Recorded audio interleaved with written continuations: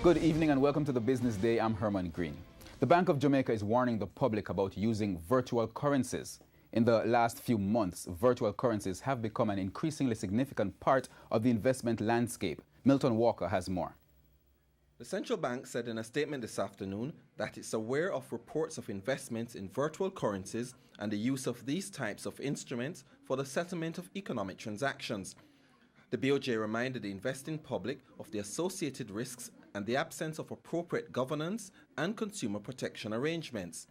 The bank is committed to the process of facilitating the enhanced use of technology in the provision of financial services while preserving financial and payment system stability. However, the central bank said that virtual currencies are not legal tender in Jamaica and that virtual currencies are not foreign currencies, as there is no monetary authority that issues or backs them. Bank of Jamaica stressed that it does not regulate or supervise virtual currencies and warned that transactions in virtual currencies such as Bitcoin are susceptible to abuse by criminals and may facilitate money laundering and the financing of terrorism. The Bank of Jamaica said it will continue to closely monitor virtual currencies and pursue the regulatory strategies where appropriate. Just this afternoon, Reuters reported that the top U.S. market regulators will tell lawmakers at a congressional hearing tomorrow that digital currencies such as Bitcoin demand increased oversight and may require a new federal regulatory framework. For the Business Day, I'm Milton Walker. Oil futures were pulled lower today by sharp moves in equities and currencies.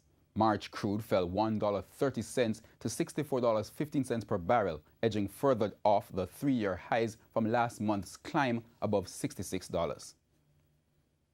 Foreign exchange trading ended today with the US dollar selling for $125.78. The Canadian dollar is being sold for $100.76. The pound sterling is costing $174.75, while the euro is going for $157.06.